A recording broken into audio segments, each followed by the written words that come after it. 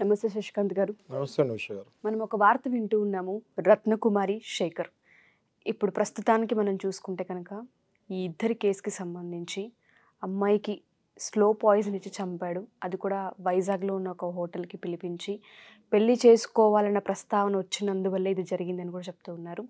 అంతకుముందు వాళ్ళిద్దరు 6 ఏళ్ళుగా పరిచయం, ఒకటే ఆఫీస్ అని, ఇద్దరు సాఫ్ట్వేర్స్ అని మనం వింటూ ఉన్నాం. జాబ్లో ఎస్పెషల్లీ హైదరాబాద్లో జాబ్ చేసే వాళ్ళని కూడా మనం వింటున్నాం. మరి దీనికి సంబంధించి వాస్తవ కోణాలేంటి, అసలు జరిగిన విషయాలేంటి? గజం కేవలం 500 రూపాయలతో 1210 గజాల భూమి కేవలం 6 లక్షలు మాత్రమే. ఈ కేసులో ఇద్దరు కూడా కష్టపడి పైకి వచ్చిన వాళ్ళండి. ఇద్దరు కూడా ఇక్కడ అనకాపల్లికి చెందిన నర్సీపట్నం ఏరియాకి సంబంధించిన వాళ్ళు. ఈ శేఖర్ ప్లస్ ఈ రత్నకుమారి ఇద్దరు కూడా సాఫ్ట్వేర్ ఇంజనీర్లు. బాగా కష్టపడి రెసిడెన్షియల్ కాలేజెస్లో చదువుకొని క్యాంపస్ సెలక్షన్ ద్వారా ఇక్కడ మన హైదరాబాద్లో ఇన్ఫోసిస్లో జాబ్ చేస్తారని తెలుస్తుంది. ఓకే, లాస్ట్ 6 years నుంచి వీళ్ళలో లవ్ స్టోరీ కూడా నడుస్తుంది అని మనం వింటున్నాము. ప్రేమ కాబట్టి ఇవాళ రేపు ప్రేమలు అన్నవి అది చాలా కామన్ అయిపోయింది కాబట్టి వీళ్ళిద్దరు కూడా ప్రేమలో ఉన్నారు. ఇంకా పెళ్లి వయసు వచ్చేసింది అమ్మాయికి. ఇంట్లో సంబంధాలు చూస్తున్నారు అది అని చెప్పేసరికి శేఖర్ సరే మనం డిస్కస్ చేసుకుందామని చెప్పి వైజాగ్లో వి హోటల్ అని ఒకటి ఉంటుంది, ఆ హోటల్కి రా మనం అక్కడ డిస్కస్ చేసుకుందాము అని చెప్పేసి. ఎందుకు రమ్మన్నాడా అంటే ఎందుకు ఆఫీస్లో లేరు వీళ్ళిద్దరు కలిసి అంటే వర్క్ ఫ్రమ్ హోమ్ ఇద్దరికి. ఇప్పుడు ఈ కోవిడ్ తర్వాత అంతా వర్క్ ఫ్రమ్ హోమ్ అయిపోయింది కదండి, ఇద్దరికి వర్క్ ఫ్రమ్ హోము. ఆ ఊరు నుంచి అమ్మాయి, ఆ పక్కనే ఉన్న ఊరు నుంచి ఈ అబ్బాయి ఇద్దరు కలిసి హోటల్కి వస్తాం జరిగింది, వైజాగ్లో వి హోటల్కి. వచ్చిన తర్వాత మరి 26th January 27th Januaryలోనూ చెక్ ఇన్ అయ్యారు. చెక్ ఇన్ అయ్యి ఒక 1-2 days ఆ హోటల్లోనే ఉన్నారు. 29th రోజు సమ్ ఫుడ్ పాయిజనింగ్ ఏదో జరిగింది అక్కడ. అంటే వాలంటరీ పాయిజనింగ్, అదేదో ఫుడ్ పాయిజన్ అంటే తినటం వల్ల వచ్చింది కాదు. Voluntary poisoning is done by Shekhar on Ratnakumari. Okay, మాట్లాడుకున్నారు. మరి ఏం మాట్లాడాడు ఈమెతోటి అన్నది వి డోంట్ నో. పెళ్లి విషయమే మాట్లాడుకున్నారని తెలిసింది. ఆ తర్వాత ఎవరింటికి ఆ ఇంటి దగ్గర దింపాడు. ఈయనే శేఖరే పర్సనల్గా వెళ్ళి ఇంటి దగ్గర దింపినట్లు తెలుస్తుంది వాళ్ళ తల్లి ఇచ్చిన సమాచారం బట్టి. తెల్లారే ఈమెకి బ్లడ్ వామిటింగ్స్ అవి స్టార్ట్ అయ్యేసరికి నర్సీపట్నంలోనే హాస్పిటల్ తీసుకెళ్తే వెంటనే ఇక్కడ కాదు వైజాగ్ కేజీ హాస్పిటల్కి తీసుకెళ్ళమంటే వైజాగ్లో హాస్పిటల్కి తీసుకెళ్లారు. తీసుకెళ్లేసరికి అక్కడ ట్రీట్మెంట్ జరుగుతూ ఈమె చనిపోవడం జరిగింది. ఇప్పుడు మనకి ఆ పర్టికులర్ సర్క్యూట్లో ఉన్న పోలీస్ స్టేషన్లో నుంచే వచ్చిన మనకి ఇన్ఫర్మేషన్ ఏంటి అంటే అది పోస్ట్ మార్టంకి వెళ్ళింది. ఇంకా పోస్ట్ మార్టం రిపోర్ట్ మనకు కంప్లీట్గా రాలేదు. ఓకే, సో ఆ పోస్ట్ మార్టం రిపోర్ట్ కూడా నాకు తెలిసి ఇవాళ వచ్చేస్తే అందులో విషప్రయోగం ఎలా జరిగింది అన్నది మనకు తెలుస్తుంది. ఓకే, అయితే ఇందులో స్లో పాయిజనింగ్ జరిగిందన్నతోటే తెలిసింది. ప్రాథమికంగా ఫస్ట్ రిపోర్ట్ మనకి ఏం తెలిసిందంటే స్లో పాయిజనింగ్ జరిగింది. ఇమ్మీడియట్ పాయిజనింగ్ అయితే హోటల్లోనే చనిపోయేది. వీడు కొంచెం బుర్ర యూజ్ చేశాడు శేఖర్ అనే వ్యక్తి, అక్కడికక్కడే చనిపోతే పట్టుకుంటారు కదా. స్లో పాయిజనింగ్ ఇచ్చి చనిపోకముందే ఇంట్లో డ్రాప్ చేసి వెళ్ళిపోయాడు. తెలివిలు స్టెప్ బై స్టెప్ పెరిగిపోతున్నాయి జనాలకి. అక్కడికక్కడ చనిపోతే మర్డర్ చేసినట్టు అవుతుందని పిచ్చోడికి అర్థం కాదు ఏంటంటే స్లో పాయిజన్ ఇచ్చినా ఫాస్ట్ పాయిజన్ ఇచ్చినా తర్వాత అన్నీ బయటపడేవి. ఓకే, ఆ తర్వాత ఈ అమ్మాయి చనిపోతాం జరిగింది. ఈ అమ్మాయి చనిపోతంతో వాళ్ళ అమ్మ బయటకు వచ్చి రిటర్న్ స్టేట్మెంట్ కంప్లైంట్ ఇస్తాం జరిగింది. ఏమని, వీళ్ళిద్దరు 6 ఏళ్ళ నుంచి ప్రేమలో ఉన్నారు, పెళ్ళి అనేసరికి అబ్బాయి ఎప్పుడు చిరాకు పడుతున్నాడు, ఎప్పుడో పెళ్లి టాపిక్ వచ్చినా కూడా వీళ్ళిద్దరి మధ్యలో ఫోన్లలో గొడవలు అవుతుంటాయి. సో ఈసారి పెళ్ళి ప్రెషర్ ఎక్కువ అయ్యేసరికి ఇలా చంపేశాడు నా కూతుర్ని చెప్పేసి స్టేట్మెంట్ రాసి ఇచ్చేసింది. ఇప్పుడు అది దర్యాప్తు నడుస్తుంది. ఇంకో 1 dayలో మనకు మళ్ళీ క్లారిటీ వస్తుంది. సార్, ఇప్పుడు మీరు అన్నట్టుగానే మనం చూస్తే ఈ కేసులో తల్లికి కూడా ఆల్రెడీ తెలుసు 6 ఏళ్ళు వీళ్ళు ప్రేమలో ఉన్నారని మీరు చెప్తుంటే అర్థమవుతుంది. తెలిసినప్పుడు ఎప్పుడైతే వీళ్ళిద్దరి మధ్య పెళ్ళి అన్న ప్రస్తావన వస్తుందో ప్రతిసారి ఇష్యూ అవుతుంది. మానసికంగా అమ్మాయిని ఇబ్బంది పడేలా, హింసించేలా కొన్ని చర్యలకు కూడా పాల్పడ్డారని చెప్తున్నారు. అంత జరిగిన ఈ ప్రాసెస్లో ఒక ఆడపిల్లని మరి వైజాగ్ దాకా ఎలా పంపించగలిగారు? అండ్ ఒక హోటల్లో ఒక 1 day స్టే ఇచ్చే వరకు ఎందుకు ఆ తల్లిదండ్రులు చూస్తూ ఊరుకున్నారంటారు? ఈ కేసుని మనం ఏ విధంగా చూడొచ్చు అంటారు? 6 years నుంచి ఈ అమ్మాయి ఫైనాన్షియల్లీ ఇండిపెండెంట్ అయిపోయింది. 6 years ఎవరైనా అమ్మాయి చదువుకున్న తర్వాత ఫైనాన్షియల్లీ ఇండిపెండెంట్ అయిపోతే థాట్స్ కూడా ఇండిపెండెంట్ అయిపోతాయి. ఓకే, ఇంటికి ఈమె డబ్బులు ఇస్తాం మొదలు పెడుతుంది నెలకింత అని. ఒక్కసారి ఎప్పుడైతే ఈ అమ్మాయి ఇంటికి డబ్బులు ఇస్తాం మొదలుపెట్టిందంటే ఆబ్వియస్గా ఈ అమ్మాయికి ఇంటి మీద పెత్తనం అంటే డామినెన్సీ వచ్చేస్తుంది.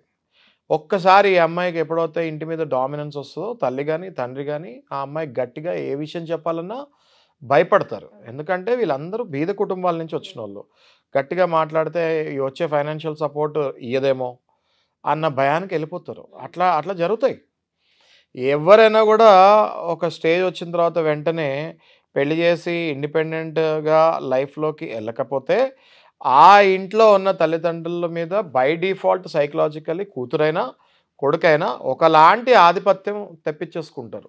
అంటే నేనే ఇంటికి పెద్ద అన్న ఫీలింగ్ సహజంగా, అది సైకలాజికల్లీ సహజంగా హ్యూమన్ టెండెన్సీ. అది మనం ఇందులో పిల్లల్ని తప్పట్టట్లేదు, హ్యూమన్ టెండెన్సీ. ఆ టెండెన్సీని రాకుండా చూసుకునే ధైర్యం పేరెంట్స్కి ఉండాలి. ఒకవేళ పేరెంట్స్ ఫైనాన్షియల్ పొజిషన్ బాగాలేకపోతే గుట్టలో పడిపోతారు. ఇంకా అమ్మాయి చెప్పినట్టే వింటారు. అయితే ఇది స్టార్ట్ అయ్యేది ఓన్లీ శాలరీల దగ్గర నుంచే కాదు. 9th క్లాస్ తర్వాత 10th క్లాస్ నుంచే పల్లెటూర్లలో ఏం చేస్తారంటే మంచి ఇంటర్మీడియట్ కాలేజ్లో రావాలని చెప్పి 10th క్లాస్ నుంచే రెసిడెన్షియల్ అంటే హాస్టల్ ఉన్న స్కూల్స్లో వేసేస్తారు. ఆ తర్వాత 10thలో మంచి మార్క్స్ రాగానే ఇంటర్మీడియట్ బాగా చదివితేనే కదా ఇంజనీరింగ్ ర్యాంక్ వస్తుంది. ఈ ఇంటర్మీడియట్ 2 ఏళ్ళు కూడా మళ్ళీ రెసిడెన్షియల్ కాలేజ్లో వేసేస్తారు.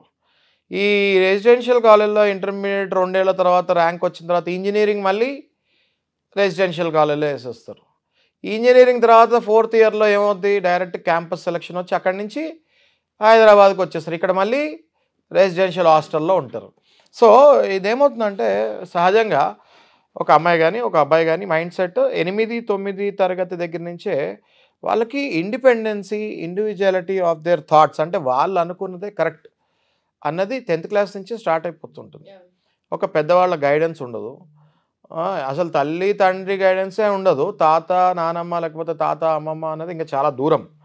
తల్లి తండ్రి గైడెన్స్ లేనప్పటికీ ఏమైపోతుందంటే ఈ పిల్లలు వీళ్ళు కూర్చొని డిసైడ్ చేసుకొని ఇది కరెక్ట్ అనుకుంటే ఇది కరెక్ట్ అనుకుంటారు.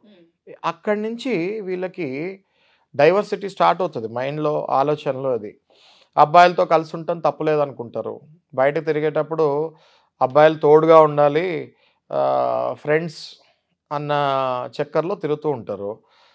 అదే tender age hormonal change. Okay, మీరు అర్థం చేసుకోవాల్సింది ఏంటంటే ఒకటికి లింక్ ఇంకో లింక్ చైన్ ఫామ్ అవుతూ ఉంటుంది. Intermediate is a main age for adolescent age. అది అక్కడే హార్మోనల్ చేంజెస్, ఈ డిఫరెన్సెస్ వస్తూ ఉంటాయి. అట్రాక్షన్స్, ఇన్ఫాచురేషన్స్, ఫాల్స్ లవ్స్ ఇవన్నీ అక్కడి నుంచే స్టార్ట్ అవుతూ ఉంటాయి. అక్కడి నుంచే ఇప్పుడు ఈ ఒక అమ్మాయిని ఎవరైనా లైక్ చేస్తే ఆ అమ్మాయి నా గర్ల్ ఫ్రెండ్ అని చెప్పి చంపేస్తారు, లేక గొడవలు పడతారు. ఇట్లాంటివన్నీ కూడా మనం చూస్తూ ఉంటే చిన్న చిన్న పిల్లలు ఒకరినొకరు కొట్టుకొని చచ్చిపోతాము. ఇట్లాంటివన్నీ ఈ మధ్యకాలంలో లాస్ట్ 5 to 10 years మనం ఎక్కువ చూస్తున్నాం. పేరెంట్స్ కూడా వీళ్ళు హైదరాబాద్లో ఆఫ్టర్ ఇంజనీరింగ్ జాబులు జాయిన్ అయిన తర్వాత వీళ్ళు ఎక్కడ ఉంటున్నారు ఏంటి అనే ట్రాక్ చేసే పొజిషన్లో కూడా పేరెంట్స్ ఉండరు. ఎందుకంటే వీళ్ళు పల్లెటూర్లలో కూడా ఉండరు. పల్లెటూరుల దగ్గర నుంచి ఒక 100 కిలోమీటర్లు దాటే ఒక చిన్న గ్రామాల్లో ఉంటారు. ఇలా ఒక్కొక్క గ్రామంలో 100-200 కంటే ఇల్లు ఎక్కువ ఉండవు. అలాంటి ఏరియాస్ నుంచి హైదరాబాద్లో వీళ్ళ అమ్మాయి ఎక్కడ ఉంటుంది అన్న ట్రాక్ చేస్తామన్నది నెక్స్ట్ ఇంపాసిబుల్. అలాంటప్పుడే ఈ అమ్మాయిలు తప్పుదారి పడే ఛాన్సెస్, అబ్బాయిల వీటిలో పడే ఛాన్సెస్ చాలా ఎక్కువగా ఉంటాయి. ఉషా గారు, ఎలా అయితే ఇప్పుడు వాళ్ళ కడుపున పుట్టే పిల్లలు హైదరాబాద్ వరకు చేరుకున్నారు. వాళ్ళ కళ్ళ ముందే వాళ్ళు చదివిస్తాం వల్లే హైదరాబాద్ వరకు చేరుకున్నారు. వాళ్ళు హైదరాబాద్కి చేరుకున్న వాళ్ళు వీళ్ళు అప్పుడప్పుడు ఒకసారి సడన్ ఇన్స్పెక్షన్ హైదరాబాద్కి చేరుకోలేకపోతున్నారంటే వాళ్ళ ప్రయత్నంలో లోపం ఉంది. ఖచ్చితంగా నా కూతురు ఎక్కడ ఉంటుంది, సేఫ్ హ్యాండ్స్లో ఉంటుందా లేదా, నిజంగానే హాస్టల్లో ఉంటుందా లేకపోతే రూమ్లో సహజీవనం చేస్తుందా, అసలు జాబ్ ఉందా ఊడిందా, ఇవన్నీ తెలుసుకోవాలి. ఇవన్నీ తెలుసుకోక చాలా ఇప్పుడు ఏమవుతుందంటే అండి రిసెషన్ వస్తుంది. రిసెషన్ మీనింగే తెలియదు పల్లెటూరులో ఉన్న వాళ్ళకి. జాబులు పోతాయి. జాబ్ పోతే ఏమంటారు అక్కడ వాళ్ళు, నువ్వు ఇంటికి వచ్చే అంటారు. వీళ్ళు చెప్పరు. వీళ్ళు జాబ్ పోయిందన్న విషయం చెప్పరు. ఎందుకు చెప్పరు, వచ్చే అంటారని. డబ్బులు మాత్రం నెల నెల పంపేయాలి. ఎలా పంపిస్తారు? ఆ టైంలో పడతారు వీళ్ళు అబ్బాయిల ట్రాప్లో. ఓకే, సో మేజర్లీ డిజాస్టర్ అంటే డిజాస్టర్ అవుతుంది. మనం చూస్తున్నాం అమీర్పేటలో ఇన్ని హాస్టళ్ళు, కుప్పలు కుప్పలు హాస్టళ్ళు పడున్నాయి. హాస్టల్లో కూడా జస్ట్ ఆధార్ కార్డ్ తీసుకుంటారు, ఎంట్రీ ఇచ్చేస్తున్నారు. Because that he's become a business. ఈ హాస్టల్ కాకపోతే పక్క హాస్టల్, పక్క హాస్టల్ కాకపోతే పక్క హాస్టల్. సో దానివల్ల సరైన కేవైసీ డాక్యుమెంట్స్ కూడా ఎన్ని హాస్టల్ తీసుకుంటున్నారో, ఎన్ని హాస్టల్ తీసుకోవట్లేదో కూడా పోలీసు వాళ్ళు ఎప్పటికప్పుడు నిఘా పెడుతున్నప్పటికీ జరుగుతూ ఉంటాయి. ఓకే. సో మోస్ట్ అన్ఫార్చునేట్ అండి రత్నకుమారి విషయము. ఈ రత్నకుమారి విషయం ఎగ్జాంపుల్ తీసుకొని మనం ఇవాళ ఈ హాస్టల్ల వ్యవస్థ, క్యాంపస్ సెలక్షన్స్ తర్వాత తల్లిదండ్రుల దగ్గర నుంచి కూతుర్లు ఎంత దూరం వెళ్ళిపోతున్నారో, ఎక్కడ ఉంటున్నారో కూడా తెలియని పరిస్థితిలో ఇప్పుడు మనమే ఇక్కడ ఉంటున్నామండి. అమెరికాలో మన పిల్లలు చాలామంది అక్కడ చదువుతున్నారు. మనం అమెరికాలకు వెళ్ళకపోయినా ఎక్కడ ఉంటున్నారు ఏంటి అన్నది మనం చూసుకుంటాం. కానీ మనం కూడా ఎంతవరకు చూసుకుంటున్నాం? ఈ మధ్యకాలం చూస్తే అమెరికాలో 2 చనిపోయారు స్టూడెంట్స్. ఎంతవరకు చూసుకోగలుగుతున్నాం? సో అమెరికానే మనం ట్రాక్ చేయాలని చూస్తున్నాము. ఇక్కడిక్కడ ఉండి వీళ్ళు హైదరాబాద్ కూడా రాకపోతే ఇట్లాంటి రత్నకుమారి ఇలాంటి కేసులు ఇంకా పెరుగుతాయి. సో ఇలా ఉండకుండా ఉండాలంటే చూసే వ్యూవర్స్ అందరికీ నేను చెప్పేది ఏంటంటే అమ్మా, మీరు పల్లెటూరులో ఉన్న మీ పిల్లలు హైదరాబాద్లో ఉన్న మీరు సడన్ విజిట్స్ అన్నది కంపల్సరీ. సడన్ విజిట్స్ అంటే ఆకస్మికంగా రావాలి. మీరు నేను ఎక్కడికి రావాలి బాబు అంటే మీరు హైదరాబాద్ దిగాలి, హోటల్ బుక్ చేసుకోవాలి, హోటల్లో దిగి రెడీగా మీ అమ్మాయికి ఫోన్ చేయాలి. నువ్వు ఎక్కడున్నావు అమ్మా, నేను అర్జెంటుగా కలవాలి, నేను ఇక్కడే ఉన్నానని చెప్పి. గంటలో కలిసిందా సరే, లేదంటే ఏదో స్టేజ్ మేనేజ్మెంట్ అవుతున్నట్టు, అప్పుడు మీరు స్ట్రిక్ట్గా ఉండాలి. ఇప్పుడు ఉషా గారు, ఎప్పుడైతే మనం రిసెషన్ గురించి మాట్లాడుతున్నామో, రిసెషన్ అన్న పదానికి అర్థమే ఊర్లో వాళ్ళ పేరెంట్స్కి తెలిసి ఉండదు. అంటే ఈమెకు జాబ్ పోబోతుంది అన్నది కూడా వాళ్ళు గెస్ చేసే పొజిషన్లో ఉండరు. వీళ్ళు హింట్ కూడా ఇయ్యరు. వీళ్ళు they are addicted to Hyderabad's culture and Hyderabad's life now. వాళ్ళు అసలు ఒకరోజు కంటే ఎప్పుడో పండగల పబ్బాలకి రాకపోతే ఫీల్ అవుతారని వెళ్తాం తప్ప ఇంకా ఊరు అట్మాస్ఫియర్కి వాళ్ళు అలవాటుగా అవుతామని అసంభవం. ఓకే. సో వీళ్ళు ఏం చేస్తారంటే రిసెషన్ వచ్చి జాబ్ పోతుందేమో అన్న ఐడియా వాళ్ళకి వచ్చేస్తుంది. ఫస్టే బెంచ్ మీదకి వచ్చేస్తారు. సాఫ్ట్వేర్లో బెంచ్ మీదకి వచ్చారంటే నెక్స్ట్ ఇంకా అవుట్. ఓకే. అయితే ఆ టైంలోనే వీళ్ళు ఏం చేస్తారంటే ఉన్న లేని బ్యాంకులలో credit cards, personal loans apply చేసుకొని కావాల్సినంత ఫండ్స్ ఒక 1 year 2 years కావాల్సినంత డబ్బు తీసి పక్కన పెట్టుకుంటారు. ఓకే. పక్కన పెట్టుకుంటారు. తనంతరం జాబ్ పోతుంది. పోయిన తర్వాత ఆ డబ్బుతో ఏదైతే లోన్స్ తీసుకున్నారో ఆ డబ్బుతో వీళ్ళు అనుకుంటారు 2 ఏళ్ళకి పనికొస్తుంది కానీ కదా, 3 నెలల కంటే 6 నెలల కంటే ఎక్కువ పనికిరాదు. ఎందుకంటే వీళ్ళు ఖాళీ ఉంటారు, తిరుగుడు ఇంకా ఎక్కువ అవుద్ది, ఈఎంఐలు కట్టాలి, తీసుకున్నవన్నీ ఫ్రీ కాదు కదా, ఈఎంఐలు కట్టాలి, 6 నెలల్లో ఆవిరవుద్ది. అక్కడ వీళ్ళకి అస్సలు లైఫ్ చేంజింగ్ అక్కడ వాళ్ళు బుద్ధిగా ఇంటికి వెళ్ళిపోతే జాబ్ పోగానే అమ్మాయిలు జాగ్రత్తగా మళ్ళీ జాబ్ వచ్చినప్పుడు వస్తారు. అలాంటి అమ్మాయిలు కూడా ఉన్నారు. ఓకే. వీళ్ళు వెళ్ళరు కదా, వీళ్ళు వెళ్ళకుండా ఇక్కడ 6 నెలల్లో ఆవిరైపోయిన తర్వాత ఈ బాయ్ ఫ్రెండ్ ఎవరైతే అప్పటిలోపు ఫామ్ అవుతాడో వాడు ఆ టైంలో అడ్వాంటేజ్ తీసుకుంటాడు. ఇంకా హాస్టల్లో రెంట్లు అవన్నీ ఎందుకు, నేను ఉంటున్నాను రూమ్లో, ఓకే, ఇంకెవరు లేరు ఇప్పుడు నా రూమ్లో కూడా, నువ్వు వచ్చేసేయి నేను చూసుకుంటాను అంటాడు. అక్కడి నుంచి ఈ అమ్మాయి లైఫ్ పతనానికి దారితీస్తాం స్టార్ట్ అవుతుంది. ఎందుకంటే మేము చూస్తూ ఉంటాము, మా దగ్గరికి కేసెస్, మా అమీర్పేటకి దగ్గరే మన ఆఫీస్. సో వస్తూనే ఉంటారు క్లయింట్స్ రెగ్యులర్గా, ఈ అమ్మాయిలు అబ్బాయిలు, ఇట్లా అయింది సార్, ఇట్లా మోసం చేశాడు, అట్లా మోసం చేశాడు అని. అబ్బాయి వచ్చి సార్ ఇట్లా వచ్చింది, నన్ను ఇట్లా మోసం చేసింది, నన్ను అట్లా మోసం చేసిందని.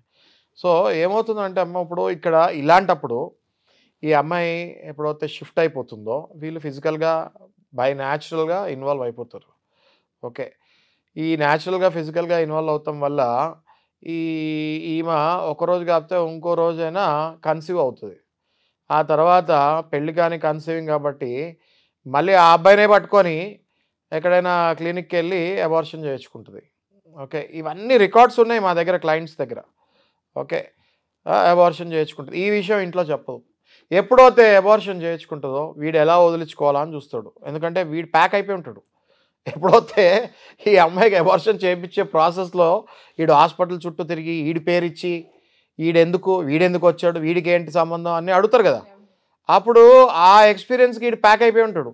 తర్వాత వెంటనే ఈమెను వదిలిచ్చేసుకుంటాడు. ఇంకా మళ్ళీ రూమ్లో ఉంచాడు, మళ్ళీ హాస్టల్లో డబ్బులు పెట్టి ఎక్కడో అప్పు చేసి వాడు ఈ అమ్మాయిని మళ్ళీ హాస్టల్లో జాయిన్ చేయించుకుంటే ఆ తర్వాత మళ్ళీ అమ్మాయి ఫోన్లు ఎత్తుతాం కూడా మానేస్తుంది.